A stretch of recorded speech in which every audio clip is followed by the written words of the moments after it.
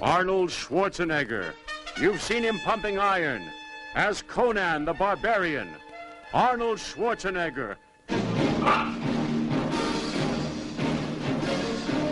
Mighty, magnificent, and muscular as never before. Arnold Schwarzenegger in his most unexpected adventure. Arnold Schwarzenegger is coming your way on a comet from out of the sky. Arnold Schwarzenegger. Magnificent as Hercules.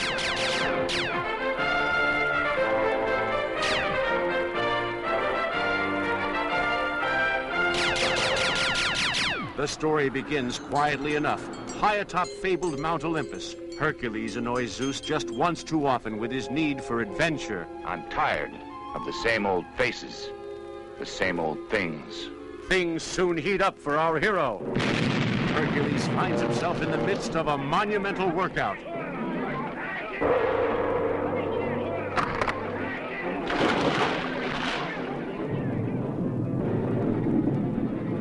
You won't believe your eyes. He doesn't even look like me. Look. What are you doing? Oh, wow. I really wish you'd put your shirt back on. You see... Hercules' muscles bring him fame and fortune.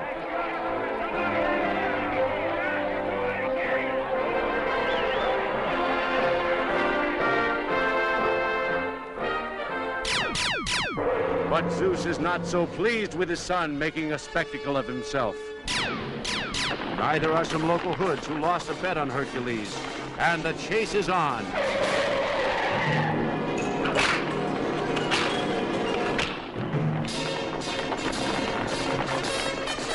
Arnold Schwarzenegger. Superstar, super muscles, superhero. He's totally awesome. Hercules is coming your way.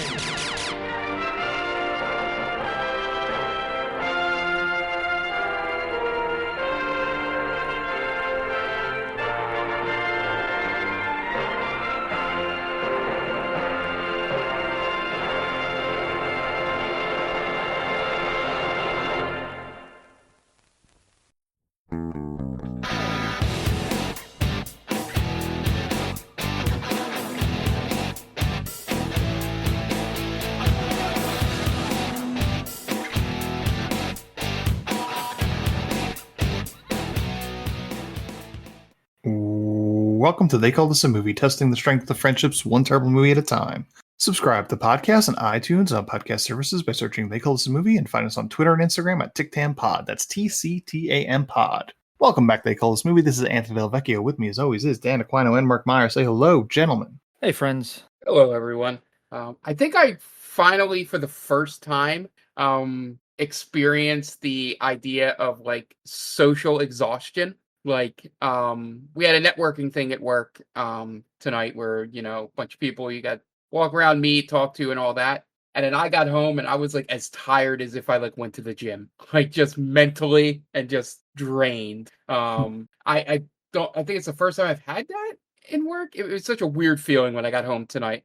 I don't know if I think both of your jobs might have more, you know, detail in terms of, you know, it having more of a social aspect than mine does, or jobs you've had in the past. But this was my first experience with it. Mark finally found out what it's like to talk to people, apparently.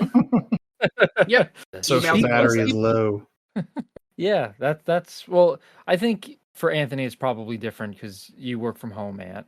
Yeah. But yeah, for myself, I'm constantly talking to somebody, whether or not, you know, I want to. I am dealing with other people. So maybe I have a higher tolerance for it. Yeah. But yeah, I've always been a social butterfly. Dating back to my teen years, I enjoyed talking and hanging out with people. So I've kind of built up that that stamina that you need, I guess. So you just need to put yourself out there more, it sounds like. Yeah, I think it's more the mental aspect of some of the people talking to me have to care about what they were talking about tonight. I think that was where all my energy went because, you know, I love a good sitting around and talking to people, you know, the same as anyone else. But it was just like the, you know, needing to be on like in a professional setting for much longer than usual. Mhm. Um, is like it felt like, I guess the best equivalent would be when you're done doing like a long stream on Twitch. I think that was what got to me. Because in a past life I was a journalist, so doing the work of needing to walk around, talk to a bunch of people was not. But in that case, I'm mostly getting information for my job. This was just people talking to me and droning on about the great things they saw when they walked through their property the other day. And I'm like, uh-huh, yep. Are you saying you've never taken a relaxed attitude towards work and talked about the baseball match? With my coworkers, yes. Okay. But it just felt like, I think talking through this with you guys, I think it's the equivalent of I was putting on a performance for 3 hours, tonight, more than just having a relaxed, Relaxed morning attitude. sesh. I will Gotcha. tell you, after a while, I don't think you need to act anymore. You just be yourself. Yeah, Are you it's the first one we've are you had, selling so people? I'm not, but I'm Yes. trying to be, Did you tell them about our podcast? Oh Hey, yeah, that would have been a great. if you like this, you should go check out our podcast where you could hear more of me. I did sell our podcast to a coworker today. Okay. All right, you're doing your part. Yeah. But yeah, I think that was the thing. It basically came to it, is that I was so like turned on in terms of Ooh, professional. Ooh, yeah, and turned on as well. my goodness, Um, Mark.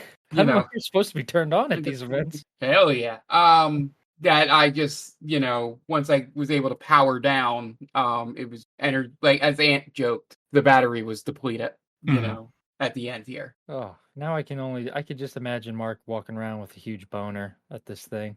Just, just ready to rock. Hell yeah, always. Oh, it must be exhausting. That's that's his secret. He's always horny. He's Yep. always- Oh boy. All right. Well, this week we watched a movie. And whose movie was this? It was Dan? Mark's? Mark, yeah. All right. Mark, why don't you introduce this week's movie? Yeah, so this week's movie, I was looking around at stuff, and then I it just popped into my head that me and Dan were having a discussion over what two movies to do, while you were away, and due to Dan having the baby, and things sometimes get schedules get tossed around and all that. We were only able to record once while Ant was on vacation, so I decided to do the second movie we had discussed, which was Hercules in New York. Essentially, I just chose that because of the two, which UHF being the other, I had it seen before. So, and since Dan did bring it up, I thought, it would definitely it had to be something at least worthy of the podcast here. The only main thing to jump out immediately that kind of, and this is a nerdy thing of me, and maybe because I've been playing way too much Hades lately. The thing that pissed me off with the entire movie is that every god and demigod in this movie is Roman except for Zeus. Zeus is the only Greek god in this movie. Everyone else is Roman. And it was like, I think it's the opposite of the Hercules Disney movie, where I think everyone else is Greek except Hercules, who is the Roman version. But it was like they didn't like mix and match, or like didn't really care about the history. They seemed to care enough to get some of the people right. Make sure that some of the lesser known ones were mentioned. But they were, yeah, I guess Jupiter wasn't, popular in the entertainment zeitgeist or whatever, back in the late 1960s. But it did annoy me to no end about that.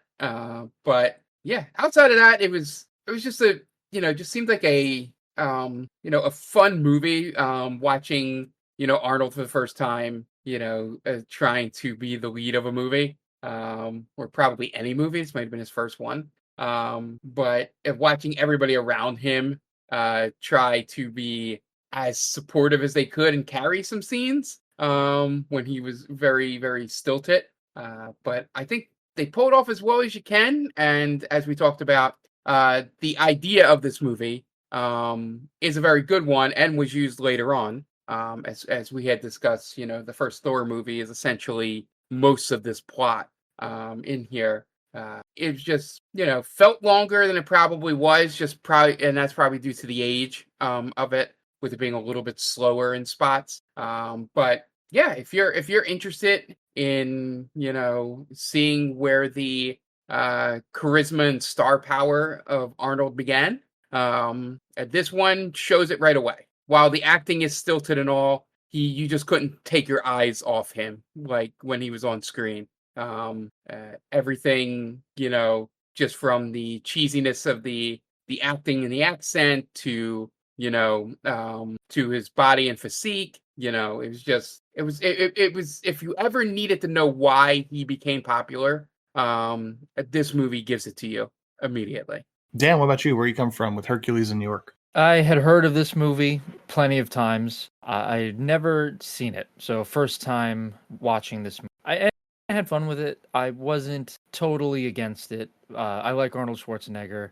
I think this might have been the biggest he's ever been. I know Predator's probably up there too. He's massive in Predator, but this has to be Arnold in his prime, right? He's in his 20s at this point. It's insane how big this man was. And I definitely enjoyed watching the beginning of this legendary actor. Obviously, as Mark said, it was stilted. Couldn't understand him at times. I know that there's a dubbed version of this movie out there where someone dubs the lines of Arnold Schwarzenegger's Hercules. So there's some times when I was kind of like, what did he say? I don't know what that means. But someone took a shot on him, obviously, and it paid off. It was cool to see Arnold Stang in this movie as Pretzi. I don't think I'd seen him since It's a Mad, Mad, Mad, Mad World. Mm-hmm. James Karen is also in this movie, who we've covered in the Return of the Living Dead. We covered that a few years ago. So he was the morgue. He worked in the morgue. So that was cool. But yeah, I don't know. This movie was fun for a little bit, and then it kind of drags towards the middle and towards the end, and it ends very abruptly. This is a very low energy movie for me because there's a few parts that are funny. He fights a bear in Central Park. Best part of the movie. Yeah, he just like chokes out a bear. It's pretty funny. Yeah, it was a real bear right there, not totally a man in a bear suit. Totally not. At first I thought it was a gorilla. Like, oh, I guess a gorilla escaped the zoo or something like that. Like, no, it's a grizzly bear. And the grizzly bear was described as surly and dangerous, which made me laugh. I like that part. There's the scene where Hercules challenges a group of college athletes, and the coach somehow thinks that these scrawny, like, probably 150-pound soaking wet athletes can outmuscle this gigantic god in Arnold Schwarzenegger. Like, yeah, like, show him how it's done, kid. But, all right, man. That's a stretch of the imagination there. But it had some fun parts. Overall, I took it as I would imagine in 1969 this came out? Yeah, Or 69-70. Yeah. So I imagine seeing this in theaters, everyone's having a laugh at Arnold. Like, it's probably tough for him, but seeing it now, I feel as if there's a little bit of a respect for it. It's not a good movie in any sense of the word, but what it meant for cinema in the future, right? Because without this, we don't get Terminator, we don't get Predator, we don't get Last Action Hero, we don't get Batman and Robin. So without Classics. that, the classics, the Mount Rushmore of Arnold Schwarzenegger movies.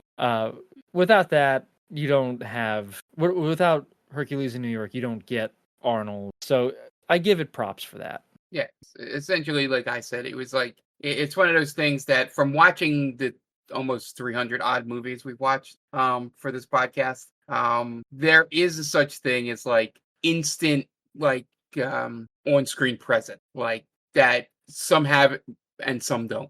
Yeah.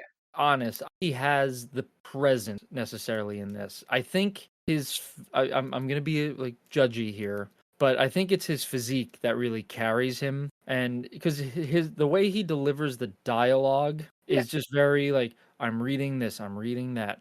Yes, Yeah. yes, this. Yeah. So I don't know if the presence is there yet. Essentially, what I meant by charisma is like you just can't take your eyes off him on screen. Sure, because he's You so know, massive. yeah, he's so big. He's like, "Oh, look at this guy," and then Yeah. even some of the nonverbal stuff, the smirks and the smiles and stuff like that. Like you Mhm. can feel that.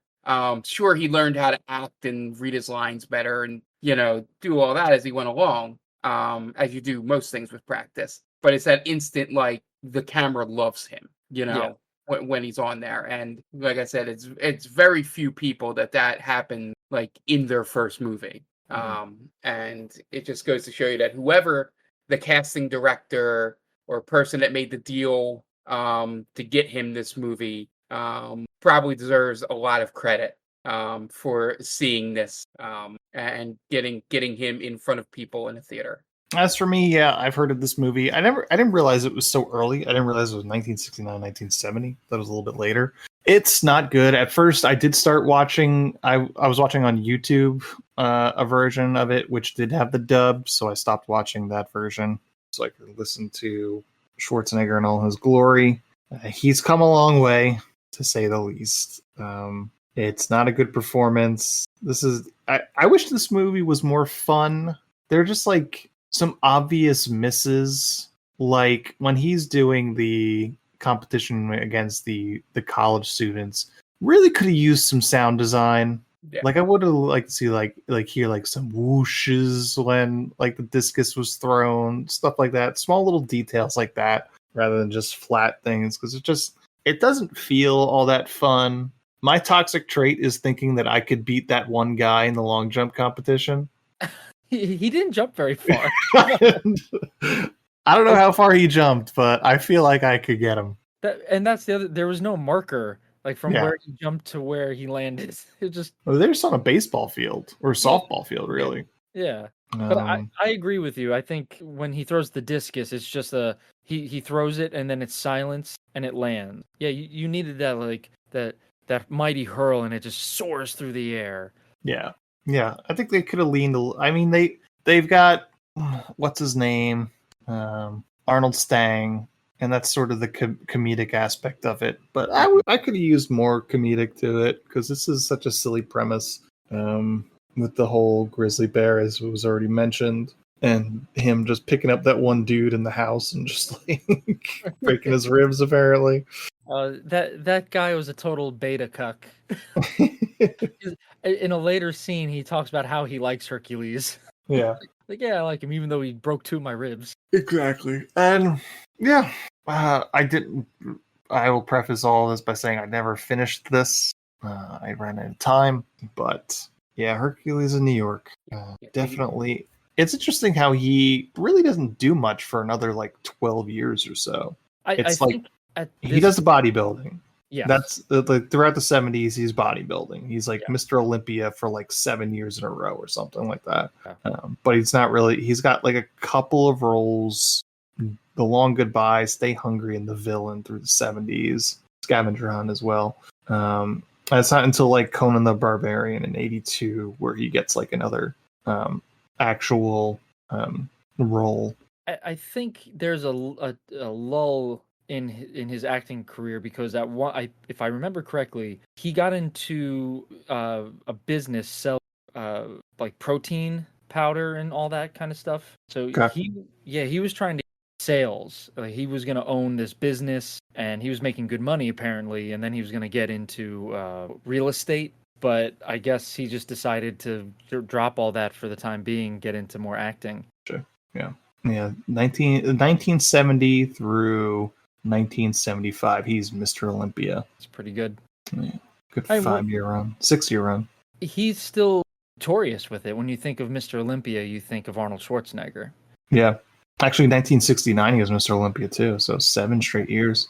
Yeah. So I wonder if I don't think he's the record holder. There might be some people who have beaten that, but it's still he's still the one you think of. Like his legend reaches across a few things, right? You have him running for politics, you have him for movies, obviously, you have him for weightlifting. So like this guy embodies a few things, which is pretty incredible. Where if you look at his humble beginnings here, you would probably count him out, right? You're like, this guy doesn't, he sucks.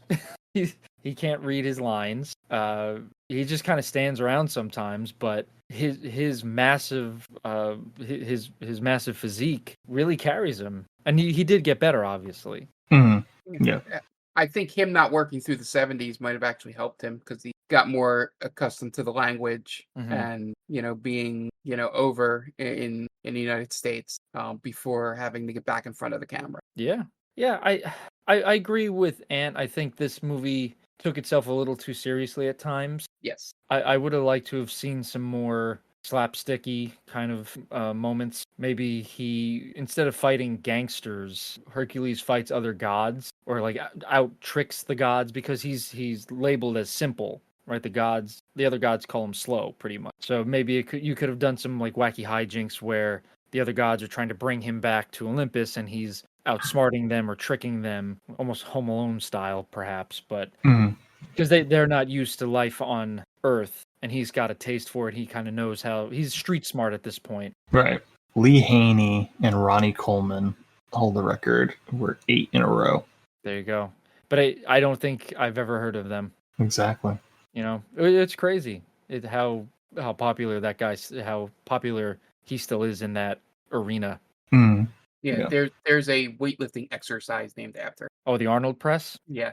I've done it before, Mark. All right. I have done it as well, Daniel. Oh, well, hello now. Give me a run for my money, Mark. Are you talking about the Arnold Stang press?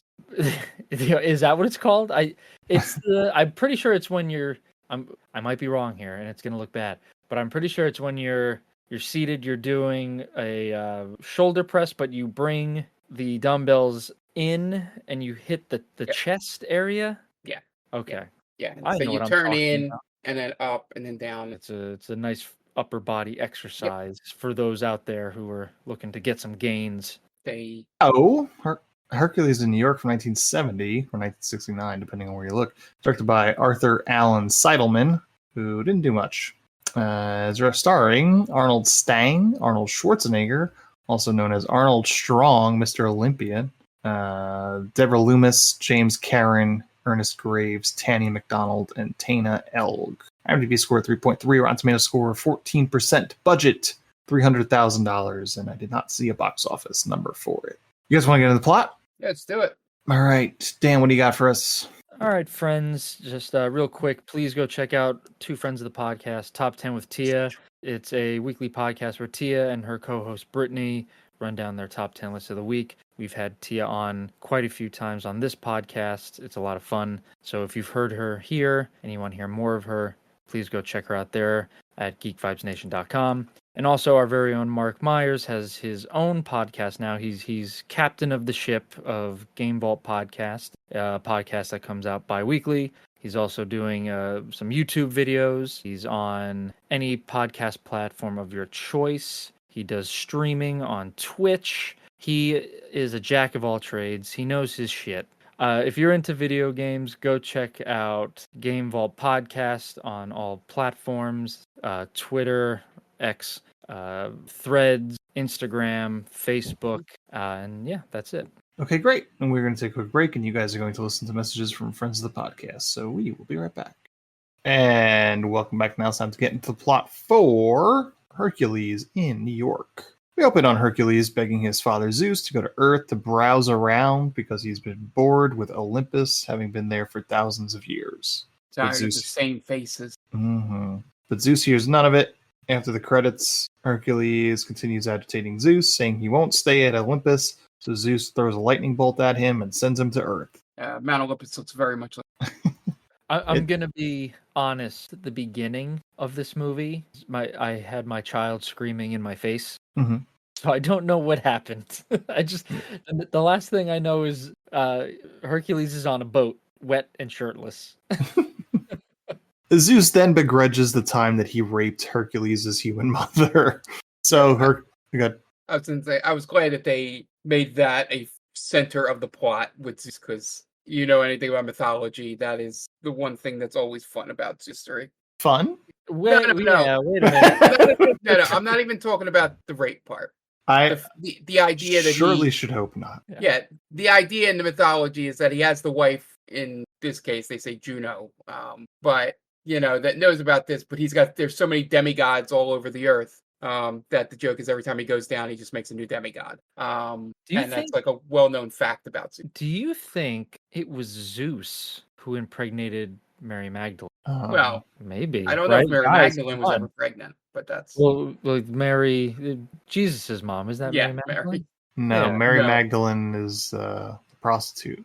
Oh, well, he might have got her too, but maybe Jesus is really the son of Zeus. yeah, It fits the description. yeah, I mean, it's a fair reading of that story, Sure. Um, Right? Zeus came down and she thought he was an angel, and he was like, "Yeah, I'm totally an angel. Let's do this." yeah, it's, I mean, in the Da Vinci Code, Mary Magdalene gets pregnant, right? Yeah. Right, and someone is the ancestor of Jesus, right? That one girl. yeah, So that could be God, Zeus. God bless Dan Brown. All I'm saying is Jesus is related to Zeus. That's it. That's all I'm saying. I might lose followers for this.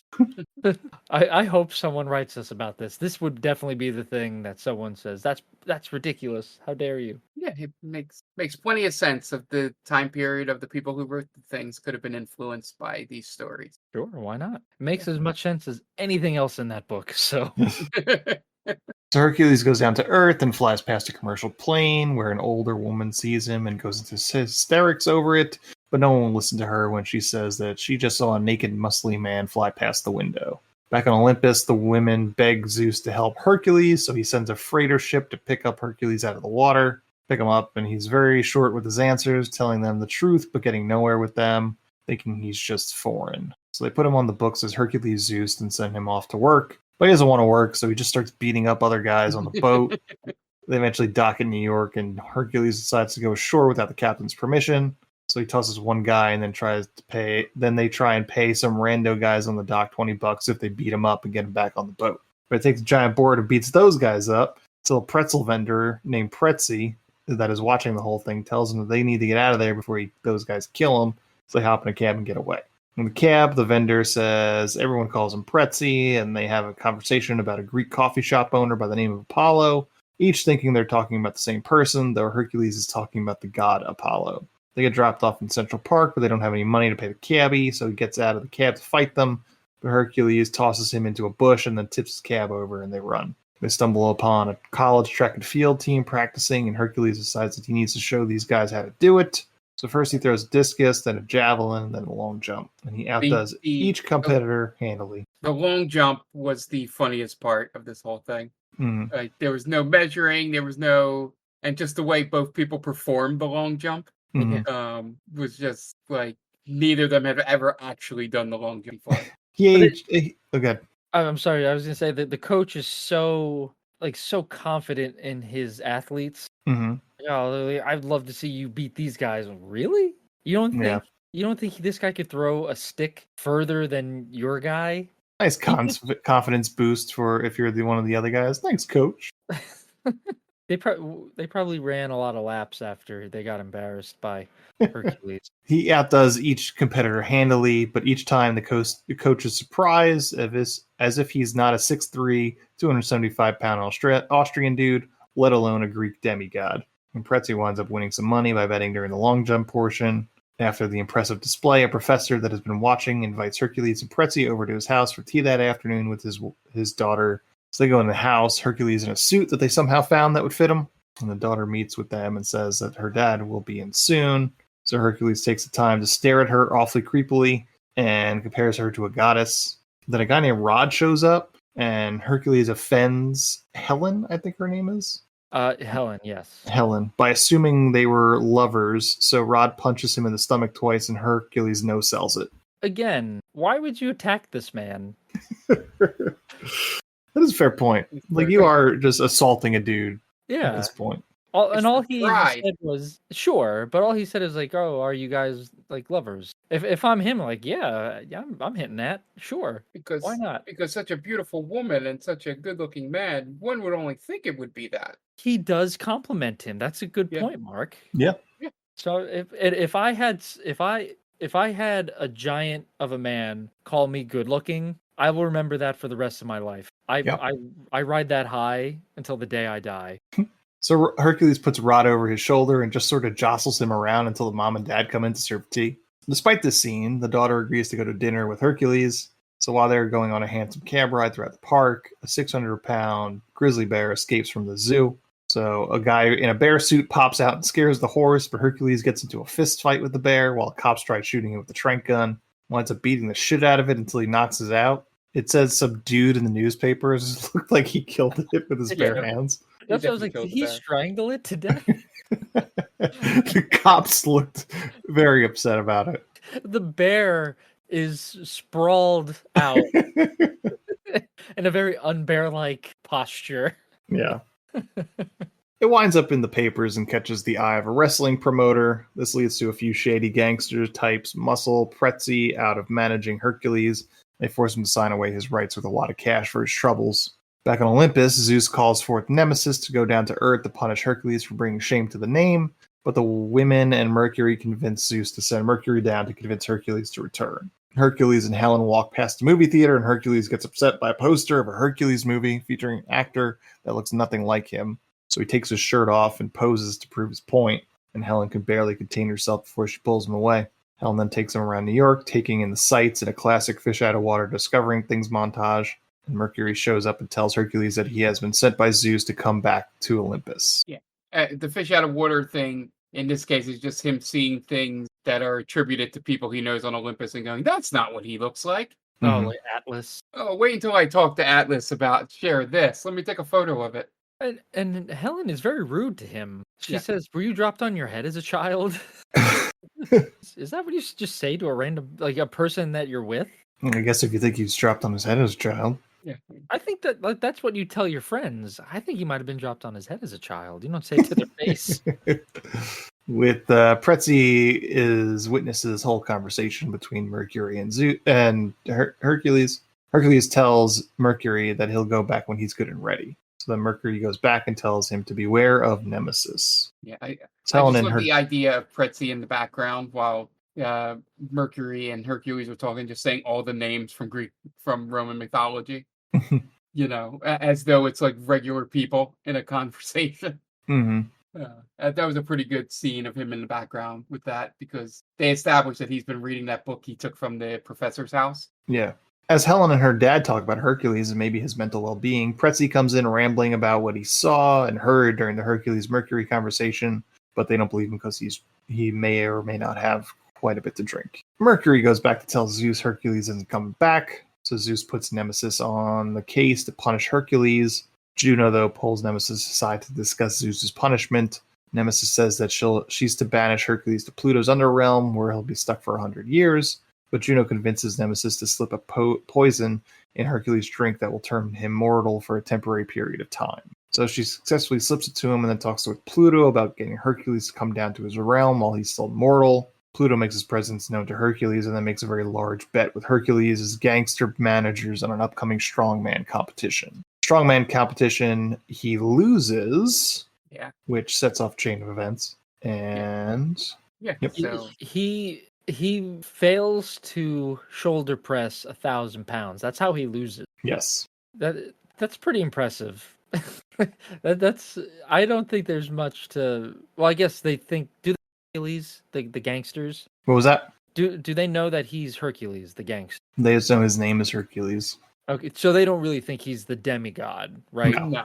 Okay, so losing that competition by not being able to shoulder press 1,000 pounds, you can't get mad at a guy. I feel. Well, they just lost all that money to Pluto. Yeah, 5-1 odds on a $20,000 bet. Oh, okay. Then you can get mad. Yeah, that's why they get mad. All right, I missed that part. I thought it was just they bet on it. I didn't realize it was that much. Yeah. So when Hercules loses the strongman competition, his friends try to head off Hercules' angry managers, henchmen, but Hercules follows them to save them. Meanwhile, Zeus uncovers the truth from Nemesis as to what is happening, but only intervenes at the last minute to restore Hercules' divinity, not wanting any son of his to die at the hands of a mortal. Hercules then defeats the gangsters and realizes that he has been disobedient and returns to the heavens shortly after, only saying goodbye to Pretzi over a radio after he leaves. I feel like the ending happens because they ran out of money. Sure. Yeah. Like, all right, we don't have any time to shoot this. We'll just have Hercules say goodbye over a radio. Somehow the gods can communicate through transistor radios.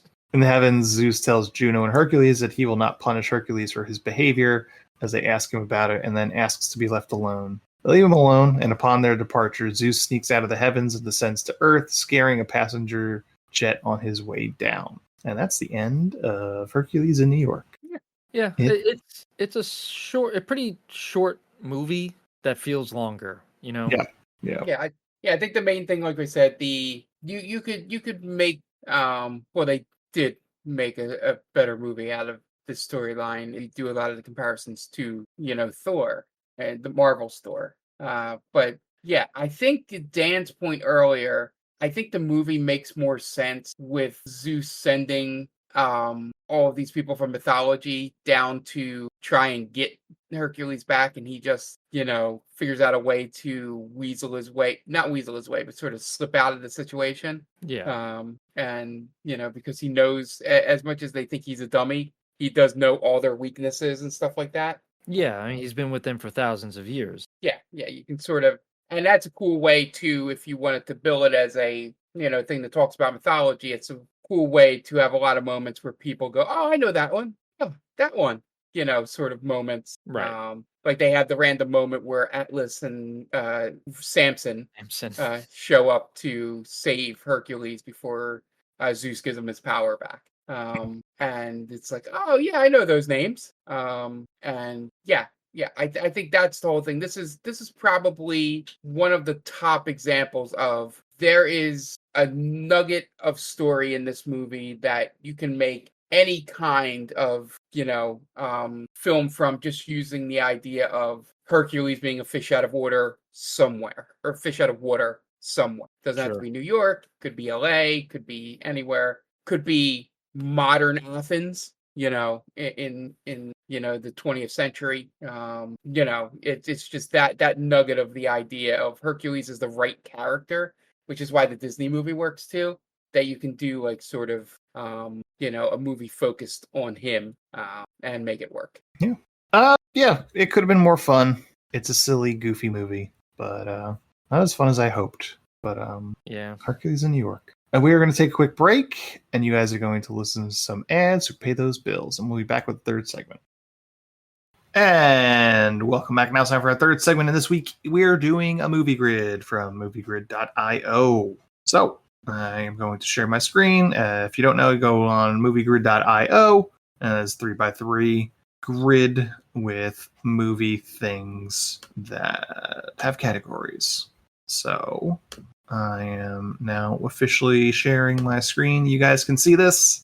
I see it. Okay. So for those listening, the top three rows begins with the word the. Second one is 2-word titles, and third one is 3 or more word title. And going down the left side will be Anna Faris, Vince Vaughn, and Eddie Murphy. So those 3 actors in movies that begin with the, 2-word title, and 3 or more word title. Who would like to start off? Mark, why don't you do the honors? Yeah, I have an Anna Faris one, but I don't know. I guess we can put it in the left one just to be sure. Okay. I think it begins with the, but if not, it can go in the middle one. I was thinking The House Bunny. Let's see. It looks like it will be a movie that starts with the. Yep. Oh. 83%. Must not have a whole lot of options there. Yeah, I was hoping that she had a lot of movies that began with. Yeah. All right. But if it counts, though, that's all that matters. Dan, what about you? Where are you going? We'll do Anna Faris 2-word title. I'm going to say movie 43. Movie 43. If I could spell movie right. There it is. 5.2. All right. Where are you going, Mark? Right. Why don't we go Eddie Murphy, 3 or more word title, another 48 hours. Interesting. Hope that counts. It should. There you go. Nice. 2.6. Here we go. Very good. All right, Dan. Let's finish off Anna Faris with, I think she's in a movie, The Emoji Movie. Interesting. 0.3%. Jesus, Dan. We're one-upping each other right now. Wow. Pretty good on that one. This is Have you one where we seen the can just. Emoji Movie? I did. It was pretty bad. Very bad. All right, Mark. I'm trying to think about you. With Vince Vaughn, because I believe Dodgeball is a colon title. Dodgeball, a true underdog underdog. story. Yeah, which Is that could what be you want to go with? more. If it comes up with the colon, yes, I want to see if they'll give it. It does. All It's right. there. Oh, okay. Okay. Not that cute. 37.2%. Few people thinking in that way too. Yeah. I was thinking people would just think it was called Dodgeball. All right, Dan. Let's go Vince Vaughn, The Watch, Ooh, which I've also seen. pretty good. Not 4%. Not bad. All right. I feel like Mark? there are a lot of Vince Vaughn There's a ton. There's got to be. 2-word titles. The Watch would have worked. Yeah. I'm just drawing a blank a little bit because I got so many Vince Vaughn movies going through my head. I bet you there's a lot of the movie. Yeah. Right.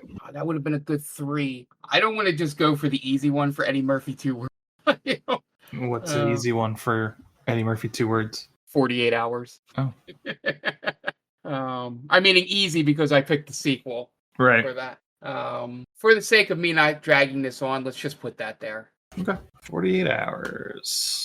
Boom. 8.2. Not bad. Not bad at all. Yeah. All right, Dan, where are you going? A I'm- 2-word title, Vince Vaughn, or Eddie Murphy begins with the I'm gonna finish off Vince Vaughn. I'm gonna go Unfinished Business. unfinished business. You know what that is? I think it's with him and Dave Franco. Yeah, there it goes, Alright. Dave. 0.4. I could think of 2. I think I can think of one big one. Yeah. This was the one where I was like, man, there really aren't as many options as you would think. Yeah. Yeah, and that's why. Since this is not a competition, Dan, do you want to take it just so I don't guess wrong? Are you sure? Yeah. Okay. The Adventures of Pluto Nash. Oh, Okay. was that the big one? To me, it was. It's the big one in terms of it being famous for Sure. not being good. Not as famous as the Nutty Professor. Yeah. Yeah. That was 8.7. Pretty good. Most popular correct guesses was House Bunny, Scary Movie 2, The Breakup, a good answer, Wedding Crashers, Dodgeball, Night Professor, Shrek I 2, I didn't want to do Wedding Crashers. That was the only Yeah. Vince Vaughn movie coming in. Beverly Hills Cop. Rarest correct guesses. The Estate, don't know that. Across from Anna Faris over 2. Alvin and the Chipmunks Road Trip, didn't realize she was in that. Me neither. And then for Vince Vaughn, we got some movies called The Locusts and The Binge, Oh my God. 0.1%. South of Heaven, West of Hell. Never Heard heard of of that one? The Distinguished Gentleman was the other one I was thinking of, Freddie Murphy and Oh. Buzz. I had never even heard of that movie. Yeah. The Holy Man Never heard of that. and the Ghost of That Lord one is Farquaad. wild. Look, if one of us had guessed the Ghost of Lord Farquaad, that would have been insane. I didn't even know that existed. Neither did I. I think we did pretty well though. Yeah. Yeah. I'm just upset that I didn't think of the Nutty Professor, to be honest. That's okay. But I had a feeling that Dan might have had a lesser percentage one for that. I'm actually surprised The Adventures of Pluto Nash was at 8.7. Thought it would have been lower. I thought it would have been higher. Yeah. What was the popular for him? The Nutty Professor. What percentage? 50%. 50. Okay. I was going to say if that was like 80%, I'm like I could see why the Adventures of Pluto Nash was Yeah. low. Like All right. that's gotta be like is the other Anna Faris one really like what's the percentage on that for like the low one? 0.9. Okay, so she has another one. Okay. Yeah. I didn't know you could use two at the same time. Well, it's just saying that those are the most popular. You can. Oh, okay. So if you pick one for one, you can't. It's, Use it for can't the do the other. other one. You Yeah. can't use the I thought it was going to be what was that? We're not going to get who it was, but we had that one where it was like 83% one and 17% for the other because there's only 2 options. Mm-hmm. Just Friend, their big one. The Estate seems to be. Yeah, the Emoji Movie would have worked. Mhm. Yeah, that's probably the other one. I didn't know she was in 22 Jump Street. The Dictator. Oh, she's The in the Dictator. Dictator. 22 Really? Jump Okay. Street. Oh, 22. That one I have not seen as well. I bet Brokeback Mountain is low. Was she in Brokeback Mountain? She was. Oh, She was in The Hot Chick. that I remember. Yeah, so it's like it's only 3 or 4. Yeah. Fun part is I've actually seen Southern Bells, but I would not have remembered it for this. You and I differ on the definition of fun. I use that a We lot. know- if you haven't We listened. know what Mark finds fun from this podcast. Okay, I am a slave to the bit, but that is not one bit that I am going to. I'm not going down with that ship. All right. Well, that is our episode. Check us out on all our socials: TikTamPod, Instagram, Twitter, X formerly known as Twitter, and on Threads. And They Call This a Movie on TikTok. Check us out on YouTube. We got a YouTube. Just look for They Call This a Movie on YouTube. We're there. Also, if you have any questions, comments, TikTamPod@gmail.com is a great place to get a hold of us. We will take any questions, comments from there, and go on your podcatcher of choice. Give us a 5-star review. How about that? That's going to wrap this thing up. The director of Hercules in New York is Arthur Allen Seidelman. So, for Dan Aquino and Mark Myers, this is Anthony Delvecchio telling you, Arthur Allen Seidelman, well, you certainly made a movie, didn't you? Thanks for listening to They Call This a Movie. Subscribe to us wherever you get your podcasts, and be sure to check us out on Twitter and Instagram at TikTamPod. That's TCTAM Pod. You can also check us out on TikTok at They Call This a Movie.